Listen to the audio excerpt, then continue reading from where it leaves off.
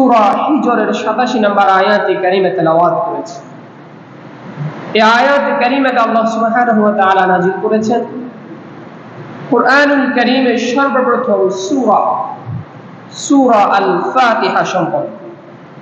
আমরা ধারাবাহিকভাবে সূরা আল ফাতিহার গুরুত্ব, ফজিলত এবং এক একটি আয়াতে আল্লাহ তাআলা কি বুঝিয়েছেন আমাদের জন্য প্রতিনিয়ত আমরা যে সূরা তেলাওয়াত করি, এই সূরা সম্পর্কে আমাদের জানার দরকার আছে না নাই? এই সূরা সম্পর্কে আজ থেকে ধারাবাহিকভাবে আমি আলোচনা করার চেষ্টা করব। আল্লাহ তাআলা আমাকে বলার এবং আমার সকল ভাইদেরকে আমলের নিয়তে শোনার তৌফিক দান করুক। আমরা সকলে বলি আমিন। সম্মানিত ভাইরা, সূরা আল ফাতিহা এটি আমাদের কাছে অতি পরিচিত একটা সূরা, যে সূরা আমরা সকলে জানি কি জানি না? জানি। সূরা ফাতিহা পবিত্র কালামুল্লাহ মাজিদের একটি তাৎপর্যপূর্ণ একটি উদ্বোধনী বক্তব্য, একটি সার্থক মানপত্র, একটি প্রার্থনা, একটি শ্রেষ্ঠ সারাংশ এবং একটি প্রতিষেধক। সুবহানাল্লাহ। অসংখ্য গুণে গুণান্বিত এই সূরা, ছোট্ট একটি সূরা, কুরআনুল কারীমের প্রথম সূরা। এই সূরা দিয়ে আল্লাহ তাআলা কোরআনের সূচনা করেছেন। আর ফাতিহা শব্দের আক্ষরিক অর্থই হলো সূচনা বা শুরু। এই সূরাকে ফাতিহাতুল কিতাব বা কিতাবের ভূমিকা হিসেবে অভিহিত করা হয়েছে। এই সূরার মধ্য দিয়ে খুলে যায় কোরআনের বিস্ময়কর জগতের একটি ধাপ। এই সূরার পথ পরিভ্রমণের মধ্য দিয়ে কোরআনের মহামণ্ডিত রূপ আমাদের গোচরে চলে আসে, আমাদের সামনে চলে আসে। সুবহানাল্লাহ। সূরা আল ফাতিহা মূলত একটি প্রার্থনা, যা মানুষের জীবনের পথ এবং পাথেয়র বর্ণনা। এই সূরার মাধ্যমে আল্লাহ তাআলা উম্মতি মুহাম্মাদীকে শিক্ষা দিয়েছেন কিভাবে আল্লাহর দরবারে প্রার্থনা করতে হয়, কিভাবে আল্লাহর দরবারে কোনো কিছু চাইতে হয়। এই সূরা অঙ্কিত হয়েছে মানবকুলের জন্য সহজ, সরল ও সঠিক জীবন পথের পূর্ণাঙ্গ চিত্র। সুবহানাল্লাহ।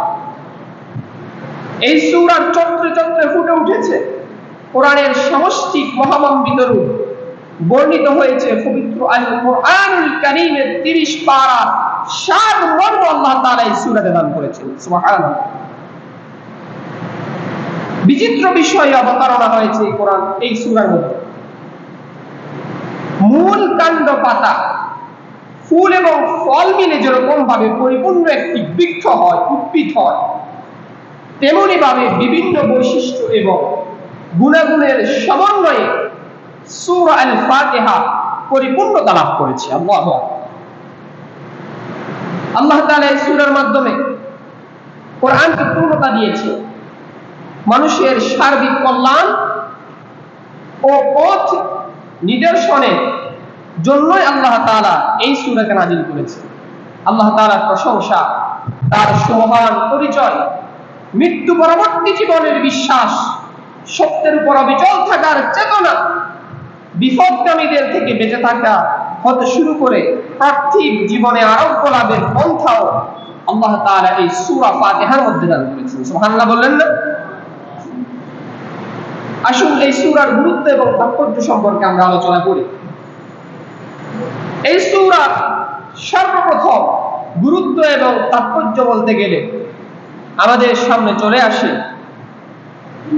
কুরআনুল কারীমে আল্লাহ তাআলা পূর্ণাঙ্গ একসাথে সর্বপ্রথম এই সূরাকে আল্লাহ তাআলা নাযিল করেছেন। সুবহানাল্লাহ বললেন না?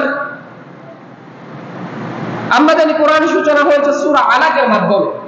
হেরা গুহার পর্বতে বিশ্বনবী সাল্লাল্লাহু আলাইহি ওয়াসাল্লামের উপর আল্লাহ তাআলা সর্বপ্রথম ওহী করেছিলেন সূরা আলাকে প্রথম 5 আয়াত। ও আয়াত 5 আয়াত। পরিপূর্ণ সূরা আল্লাহ তাআলা পরিপূর্ণ সূরা নাযিল করেন।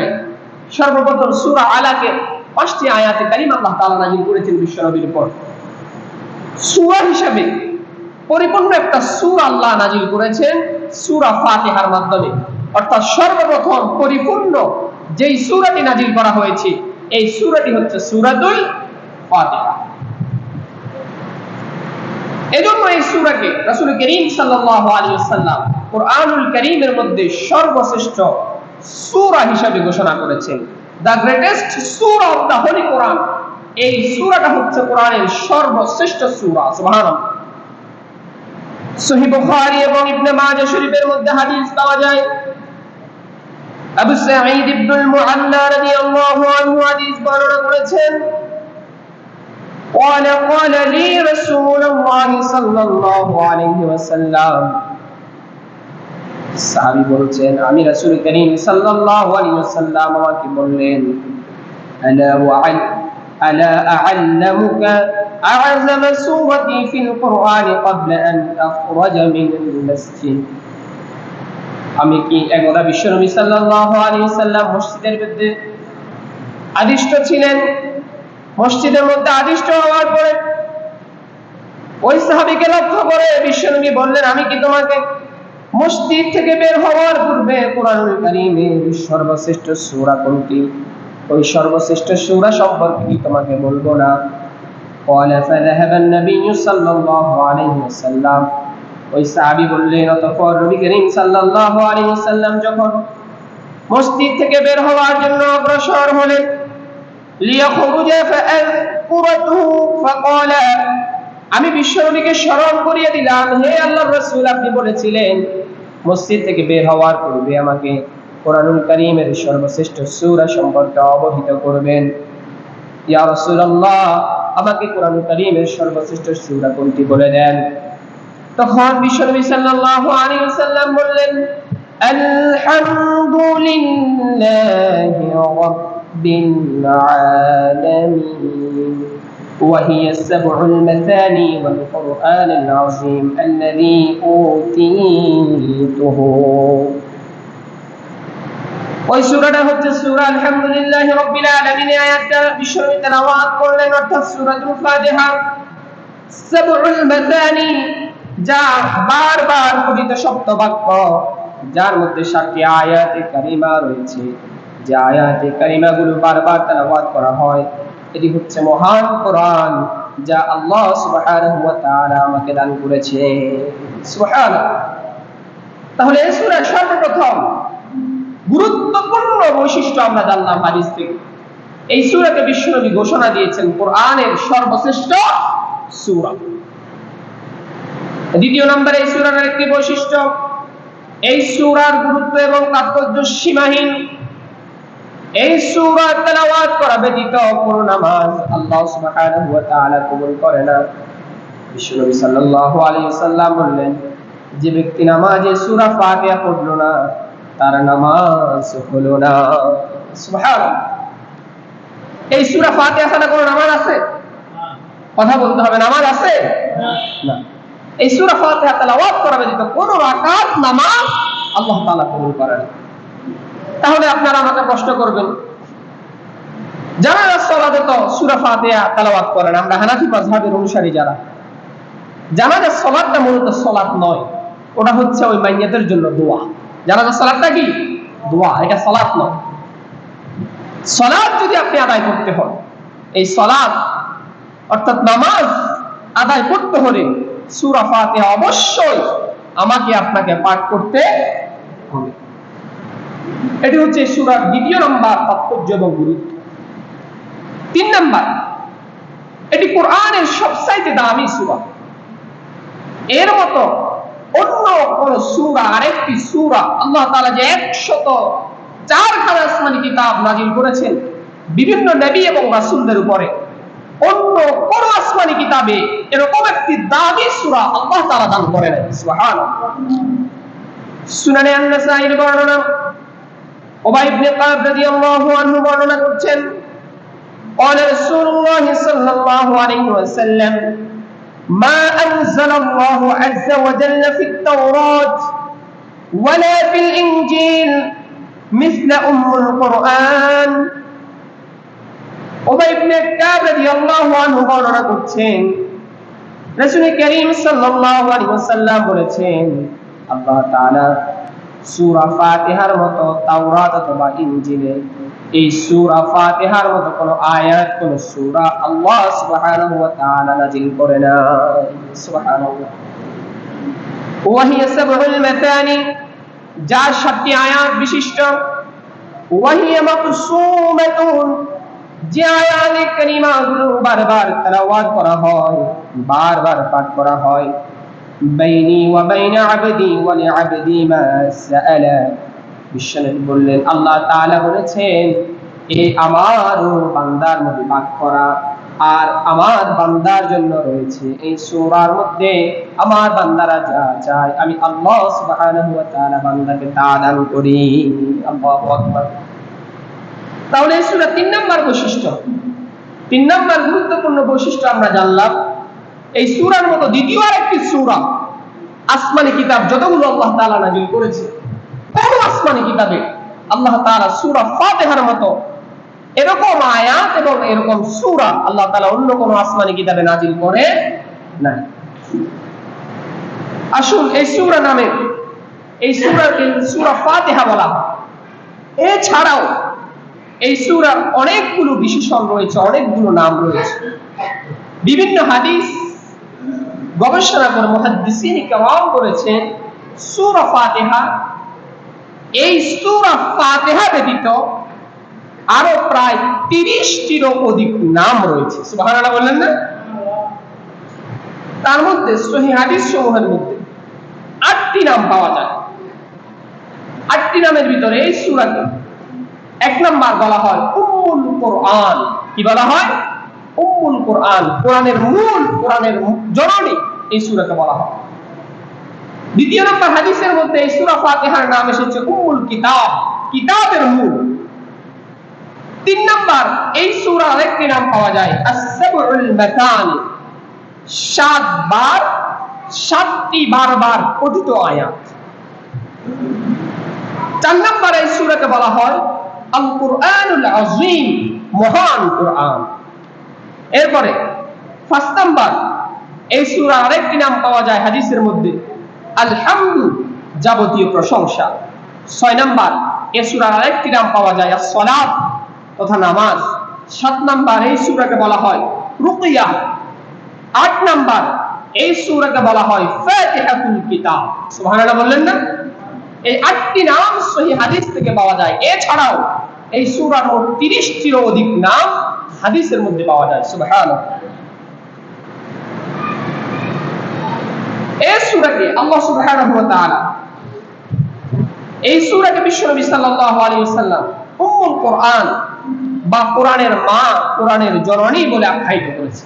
কেন এই সূরার নাম উম্মুল কোরআন কেন বলা হয়েছে? মা যেমন সন্তানের জীবনকে পূর্ণ এবং সার্থক করে তোলেন, তেমনি ভাবে সূরাতুল ফাতিহার শাশ্বত বাণী কোরআনকে এই সূরা ফাতিহার মাধ্যমে আল্লাহ সুবহানাহু ওয়া তাআলা কোরআনের পূর্ণতা দান করেছেন। সুবহানাল্লাহ বললেন না? আরবিতে উম্মুল শব্দের অর্থ হচ্ছে মা। উম্মুল শব্দের অর্থ কি? মা। এটি যেমন ভাবে মা অর্থে ব্যবহৃত হয়, ঠিক তেমনি ভাবে কোন কিছুর কেন্দ্রবিন্দু, চুম্বক আকর্ষণ, মূল চালিকা শক্তি, মূল বিষয় সার নির্যাস অথবা সারমর্ম বুঝাতেও এই উম্মুল শব্দটা ব্যবহার করা হয়। তাহলে উম্মুল কোরআন অর্থ হচ্ছে কোরআনে কারীমের কেন্দ্রবিন্দু, চুম্বকাংশ, সার নির্যাস বা সারমর্ম। কোরআনের সারমর্ম বুঝাতে গিয়ে বিশ্বনবী সাল্লাল্লাহু আলাইহি ওয়াসাল্লাম এই সূরাতুল ফাতিহাকে উম্মুল কোরআন বলে সম্বোধন করেছেন। সুবহানাল্লাহ। আল্লাহ তাআলা পবিত্র কোরআনুল কারীমের মধ্যে 30 পারায় যা উল্লেখ করেছেন, তার সার নির্যাস এই সূরা ফাতিহার মধ্যে আল্লাহ তাআলা দান করেছেন। এজন্য এই সূরাকে উম্মুল কোরআন বলা হয়েছে। 2 নম্বর, এই সূরাকে, সূরা ফাতিহার আরেকটা নাম পাওয়া যায় ওয়াফিয়া বা পূর্ণাঙ্গ সূরা। এই সূরা একসঙ্গে পুরোটা পড়তে হয়, খন্ড খন্ড করে পাঠ করা যায় না। কেউ যদি নামাজের মধ্যে প্রথম রাকাতে সূরা ফাতিহার 3 আয়াত, পরের রাকাতে 4 আয়াত তেলাওয়াত করে, তার নামাজ হবে? কথা বলতে হবে। আপনারা কি আমার কথা বুঝতেছেন না? কেউ যদি প্রথম রাকাতে সূরা ফাতিহার 3 আয়াত আর 4 আয়াত বাদ দিয়ে পরের রাকাতে পড়ে, তার কি নামাজ হবে? সূরা ফাতিহা যখন তেলাওয়াত করতে হয়, নামাজের মধ্যে পূর্ণাঙ্গ সূরাটাই তেলাওয়াত করতে হয়। এজন্য এই সূরাকে সূরাতুল ওয়াকিআ বা পূর্ণাঙ্গ সূরা বলে সম্বোধন করা হয়েছে। সুবহানাল্লাহ বললেন না? কিন্তু কোরআনুল কারীমের মধ্যে অন্য যত সূরা রয়েছে, সূরা বাকারা বলেন, সূরা আলে ইমরান বলেন, অন্য 113টি সূরা যদি কেউ ইচ্ছা করে প্রথম রাকাতে 3 আয়াত, পরের রাকাতে 2 আয়াত 3 আয়াত তেলাওয়াত করা যায় কি যায় না? যায়। শুধুমাত্র একটি সূরা, সূরা ফাতিহা এরকম ভেঙে ভেঙে তেলাওয়াত করার কোনো সুযোগ নেই। এজন্য এই সূরাকে সূরাতুল ওয়াকিআ বলা হয়, পূর্ণাঙ্গ সূরা। এটি ছিল 2 নম্বর নাম। 3 নম্বরে সূরার আরেকটি নাম হচ্ছে সূরাতুদ দুআ বা প্রার্থনা সূরা। কিভাবে মহামহিম আল্লাহ সুবহানাহু ওয়া তাআলার কাছে দোয়া করতে হয়, ফরিয়াদ করতে হয়, মহান রব্বুল ইজ্জত ওয়াল জালালের দরবারে কিভাবে চাইতে হয়, সেটা এই সূরার মধ্যে আল্লাহ তাআলা বান্দাকে শিখিয়েছেন। সুবহানাল্লাহ বলেন না? এই সূরায় আমরা প্রতিনিয়ত বলে থাকি ইহদিনাস সিরাতাল মুস্তাকিম, হে আল্লাহ আমাদেরকে সরল পথ, সঠিক পথ আপনি দেখান। কখনো আমরা যেন বলি, হে আল্লাহ, আমরা যদি কখনো পথ ভুলে যাই কিংবা বিপদগামী হয়ে যাই শয়তানের ওয়াসওয়াসায় করে, আমরা যখন পথ ভুলে যাব, আপনি আমাদেরকে সরল সঠিক ইসলামের রাস্তায় আপনি নিজ কুদরতে আমাদেরকে পরিচালিত করুন। সুবহানাল্লাহ। আপনার এই দিন বৃক্ষের সুশীতল ছায়াতলে আমাদেরকে স্থান দিন। পৃথিবীর কোন শক্তি যেন আপনার দেখানো পথ থেকে আমাদেরকে বিচ্যুত করতে না পারে, এই প্রার্থনা আমরা এই সূরার মাধ্যমে সর্বাবস্থায় আল্লাহর দরবারে করে থাকি। সম্মানিত মুসলিম কিরাম, এজন্য এই সূরার মাধ্যমে আমরা আল্লাহর দরবারে দোয়া করি। এজন্য এই সূরাকে সূরাতুদ দুআ বলা হয়ে থাকে। এই সূরার 4 নম্বর নাম, এই সূরার আরেকটি নাম হচ্ছে সূরাতুশ শিফা, আরব গোলাপের সূরা। কোন অসুস্থ ব্যক্তির শরীরে এই সূরা পড়ে ফু দিলে আল্লাহ তাআলা কুদরতি ফয়সালায় ওই ব্যক্তিকে সুস্থতা দান করে দেন। সুবহানাল্লাহ বললেন না? আমরা যখন অনেক সময় অসুস্থ হই বা অনেক রকমের রোগ ব্যাধি দেখা দেয়, আমরা অনেক সময় মসজিদের ইমাম সাহেব বা হুজুরদের কাছে আসি পানি ফোঁটা নেওয়ার জন্য। যদিও এখনকার সময় এগুলো কমে গিয়েছে, তবে অতীতে অনেক সময় ছিল। এই পানিতে আমরা ফু দিই, হুজুরেরা কি করে ফু দেয়? আজকে বোমার ফাঁস করে দিচ্ছি আপনাদেরকে। হুজুরেরা যা করে ফু দেয়, সর্বপ্রথম এই সূরা ফাতিহা পড়ে ফু দেয়। আপনার সমস্যা দেখা দিলে, কোন জটিল এবং কঠিন রোগ, ইয়াকিনের সাথে আপনি হুজুরের কাছে আসা লাগবে না, নিজে এই সূরা ফাতিহা ইয়াকিনের সাথে আল্লাহকে বিশ্বাস করে এই সূরা ফাতিহা পড়ে পানির মধ্যে ফু দিয়ে ওই পানি বক্ষণ করবেন। ইয়াকিন থাকতে হবে এটার দ্বারা আল্লাহ তাআলার কুদরতি আয়াত দ্বারা আল্লাহ তাআলা আমাকে আরোগ্য দান করবেন। তাহলে আল্লাহ তাআলা এই সূরার বদৌলতে আপনাকে সুস্থ করে দিতে পারেন। সুবহানাল্লাহ বললেন না? এরকম একটি ঘটনা সহিহ বুখারীর মধ্যে পাওয়া যায়। কিছু সাহাবী একবার সফরে বের হলেন। সফরের মাঝে তাদের কাছে একজন বালিকা এসে বলল, তাদের গোত্রের সর্দারকে সাপে কেটেছে। কিসে কেটেছে? সাপে কামড় দিয়েছে। তাদের গোত্রে কোনো পুরুষ মানুষ নেই যারা তাদের সাহায্যে ওই গোত্রপতিকে কোনো ওঝার কাছে বা তাকে সুস্থতা দান করার জন্য কোনো ডাক্তারের কাছে যাবে, এরকম কোনো পুরুষ মানুষও নেই। তখন একজন বালিকা এসে, সাহাবীরা সফরের মধ্যে ছিলেন, ওই সফরের লোকজনকে দেখে ওই বালিকাটা বলল, আমাদের গোত্রের সর্দারকে সাপে কেটেছে, আপনাদের কেউ কি এখানে এমন আছে যে ব্যক্তি জাটফুট করতে পারেন? তাহলে আমাদের সর্দারকে একটু জাটফুট করে সাপের বিষটা নিধন করে দেন। তখন একজন সাহাবী ওই বালিকার সঙ্গে গিয়ে ওই সাপে কাটাওয়ালা গোত্রপতিকে আল্লাহর উপর ভরসা করে ইয়াকিন করে সূরা ফাতিহা পড়ে ফু দিয়েছেন, আর কিছু থুতু মুবারক ওই সাপে কাটা স্থানে লাগিয়ে দিয়েছেন। আল্লাহ তাআলার কালামুল্লাহ শরীফের বরকতে আল্লাহ সুবহানাহু ওয়া তাআলা ওই ব্যক্তিকে সুস্থতা নামক নিয়ামত আল্লাহ তাআলা দান করেছেন। সুবহানাল্লাহ বলেন। যখন গোত্রের সর্দার সুস্থ হয়ে গেল, সুস্থ হয়ে যাওয়ার পরে ওই সাহাবীকে খুশি হয়ে হাদিয়া স্বরূপ 30টি ছাগল দান করেছে। কয়টি ছাগল? 30টি ছাগল। সাহাবায়ে কেরাম ওই সাহাবীটা যখন এই ছাগলগুলো নিয়ে সাহাবীদের সামনে আসলেন, সফরের সঙ্গীদের কাছে আসলেন, তখন ওই সাহাবীরা এই ছাগলগুলো ভক্ষণ করলেন না, ছাগলগুলো তারা আহার করলেন না। তারা এই ঘটনা বিশ্বনবীকে গিয়ে শোনালেন, আর ওই ছাগলগুলো ওখানে গিয়ে উপস্থিত করালেন। বিশ্বনবী সাল্লাল্লাহু আলাইহি ওয়াসাল্লাম বললেন যে সূরা ফাতিহা পড়লে যে আরোগ্য দান করা হয়, হে আমার সাহাবী, তুমি এটা কিভাবে জানো? সাহাবী বলল, ইয়া রাসূলুল্লাহ, আমি জানি না, তবে আল্লাহ আমার উপর, আমার অন্তরের ভিতরে এরকম একটা বিশ্বাস ছিল, এই সূরা পাঠ করে ফু দিলে আল্লাহ তাআলার কালামুল্লাহ শরীফের বরকতে ব্যক্তিটা সুস্থ হয়ে যেতে পারে, এজন্য আমি এই কাজটা করেছি। আমি কি অন্যায় করে ফেলেছি নাকি? ইয়া রাসূলুল্লাহ, আমি যদি অন্যায় করে থাকি আমাকে মাফ করে দেন। বিশ্বনবী সাল্লাল্লাহু আলাইহি ওয়াসাল্লাম বললেন, তুমি যে কাজটা করেছো, এই কাজের বদৌলতে যেই ছাগলগুলো তোমাকে দান করা হয়েছে, ওই ছাগলগুলো সাহাবায়ে কেরামের মাঝে বন্টন করে দাও, আর ওখান থেকে একটি ছাগল আমার জন্য রেখে দাও। সুবহানাল্লাহ।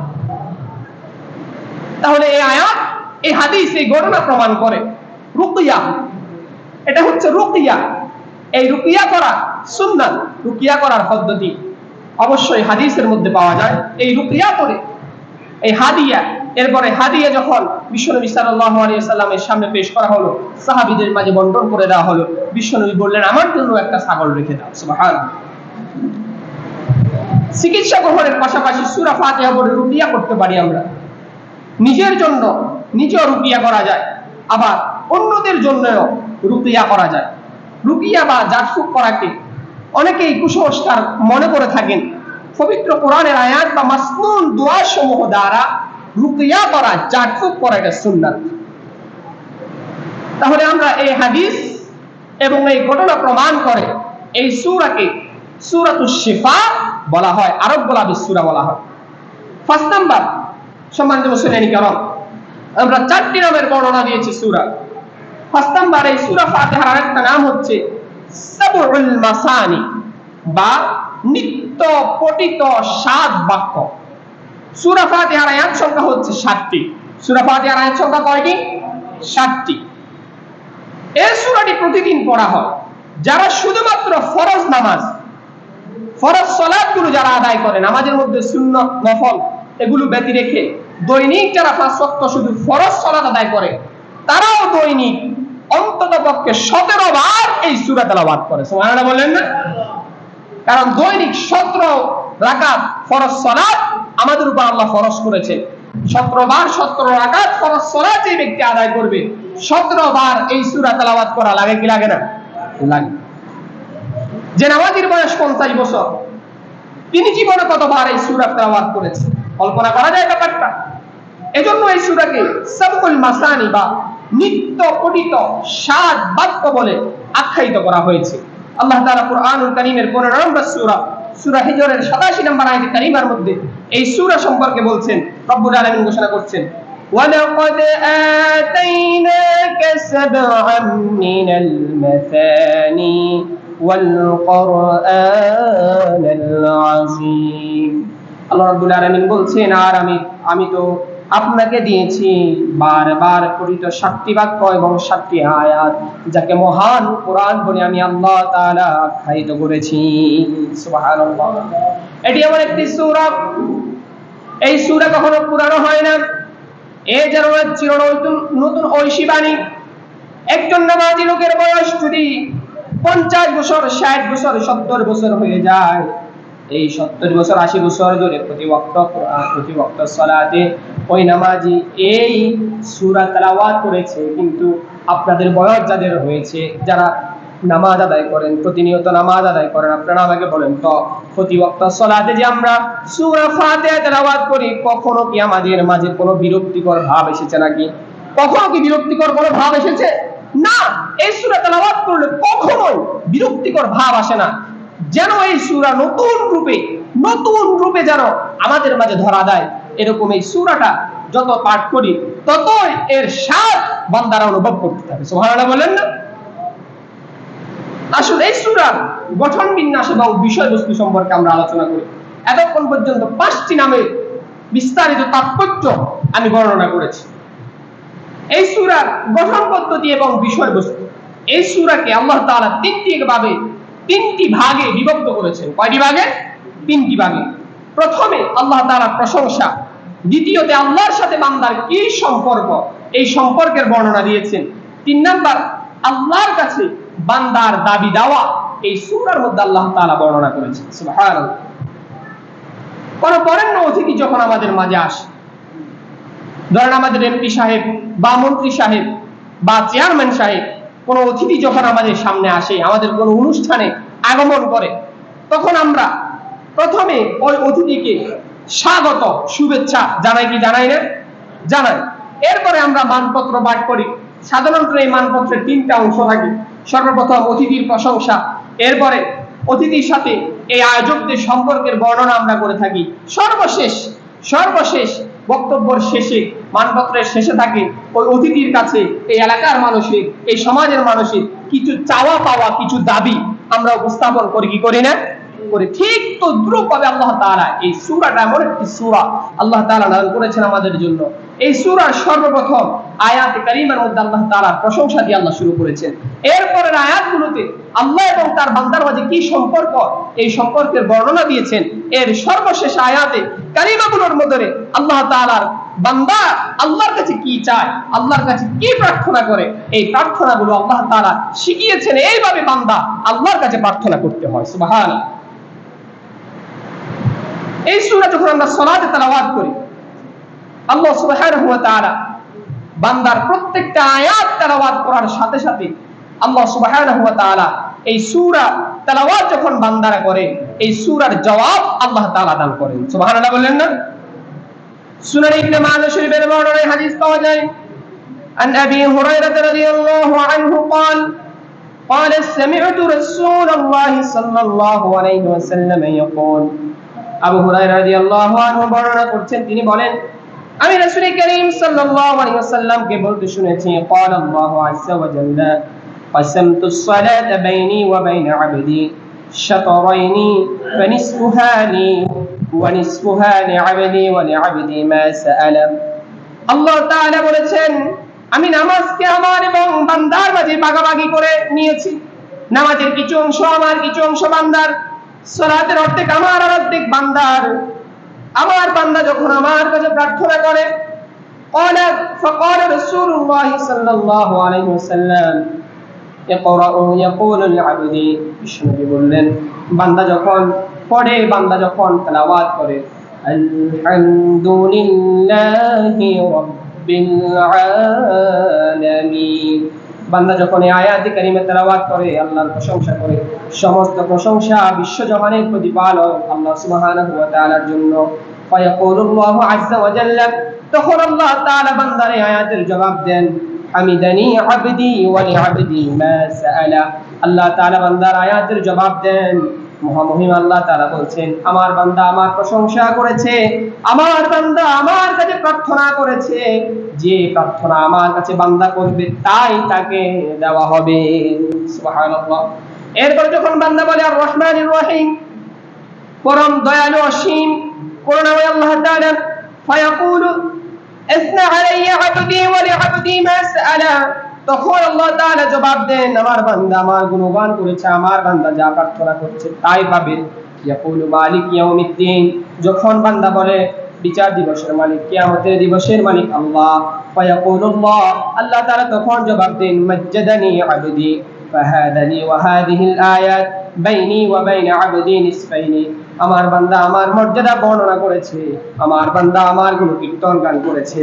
ইয়াকুলুল্লাহু আবদি, এরপরে বান্দা যখন বলে ইয়াকা না'বুদু ওয়া ইয়াকা নাস্তাঈন, আমরা কেবল আপনার নিকট আপনার ইবাদত করি এবং আপনার নিকট সাহায্যের আবেদন করি, ইয়ানি ফাহাদিহি বাইনি ওয়া বাইনা আবদি ওয়া লিআবদি, তখন আল্লাহ তাআলা জবাব দেন, এটা আমার এবং বান্দার জন্য, আমার এবং বান্দার জন্য কি সম্পর্ক, ওই সম্পর্কের কথা আল্লাহ তাআলা বলেন, ওই সম্পর্কের কথা আমার আল্লাহ তাআলা আমার বান্দারা আমার সাথে দান করেছেন।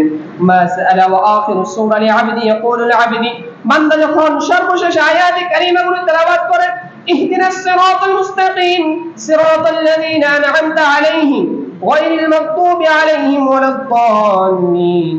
আমাকে সরল সঠিক পথ দেখাও সেই লোকদের পথে যাদেরকে তুমি নিয়ামত প্রাপ্ত করেছো, যারা অভিশপ্ত এবং পথভ্রষ্ট তাদের পথ থেকে আমাদেরকে দূরে রাখো। এই প্রার্থনা যখন বান্দা আল্লাহর দরবারে করে, আল্লাহ তাআলা জবাব দেন, ফাহাদা লিআবদি ওয়া লিআবদি মা সাআলা। এটি আমার এবং বান্দার জন্য, আমার বান্দা যা প্রার্থনা করেছে, যা আমার কাছে চেয়েছে, আমি আল্লাহ তাআলা বান্দাকে তা দান করব। সুবহানাল্লাহ। তাহলে আমরা জানলাম, এই হাদিস থেকে আমরা জানলাম, নামাজের মধ্যে যখন আমরা এই সূরার তেলাওয়াত করি, এই সূরা সম্পর্কে, এই সূরা যখন আমরা তেলাওয়াত করি, আল্লাহর কাছে যা চাই প্রত্যেকটা আয়াতের জবাব আমার আল্লাহ তাআলা দান করেন। সুবহানাল্লাহ বললেন না? তাহলে এবার আসুন, এই সূরাটা আমরা তেলাওয়াত করি প্রতিনিয়ত, অসংখ্যবার আমরা এই সূরা তেলাওয়াত করি। তবে এই সূরার মধ্যে আল্লাহ তাআলা কি বলেছে, এই সূরার সরল অনুবাদটা পর্যন্ত আমরা অনেকেই জানি না। কথা ঠিক না কিন্তু ঠিক? এই সূরা সম্পর্কে, যে সূরাটা আমরা এত প্রতিনিয়ত এতবার তেলাওয়াত করি, এতবার পাঠ করতে হয় আমাদেরকে, এই সূরা সম্পর্কে ন্যূনতম কিছু ধারণা আমাদের থাকার দরকার আছে না? নেই? আল্লাহ তাআলা আমাদেরকে এই সূরাটা নিয়ে, এই সূরাকে আল্লাহ তাআলা কি বলেছেন, কি বলেছেন এই সূরাতে, আল্লাহ তাআলা যেন আমাদেরকে বুঝার তৌফিক দান করে। আমরা সকলে বলি আমিন। ওয়া মা তৌফিক ইল্লা বিল্লাহ। সম্মানিত মুসল্লিন কিরাম, সম্মানিত মুসল্লিন